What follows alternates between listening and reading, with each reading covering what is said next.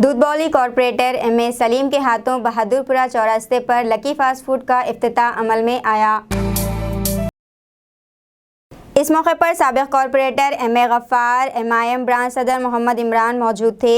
इस मौके पर मालिक lucky fast food Mohammed Muzammil और ख्वाजा पाशा के अलावा फ़िज़ा होटल के मालिक मोहम्मद इमरान मौजूद थे। इन तमाम मेहमानों की गुलपोशी की गई। बिस्मिल्लाहिर्रहमानिर्रहीम।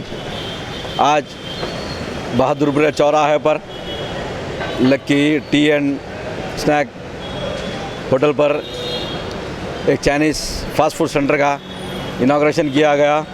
माशाल्लाह मुबारक है इस होटल के ओनर जनाब ख्वाजा पाशा साहब को और इस फ़ास्ट फूड सेंटर के जनाब इमरान साहब मुजम्मिल साहब को काबिल मुबारकबाद है।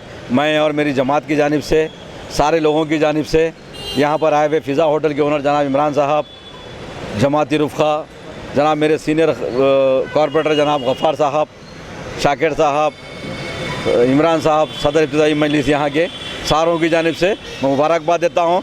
दुआ करता हूँ अल्लाह जो है उनको दिन दोगुनी रात चौगुनी तरक्की करे, खूब अल्लाह उनको कारोबार में बरकत दे इंशाअल्लाह। हम सब की जानिब से, हमारी जानिब से जो सबको मुबारकबाद। शुक्रिया।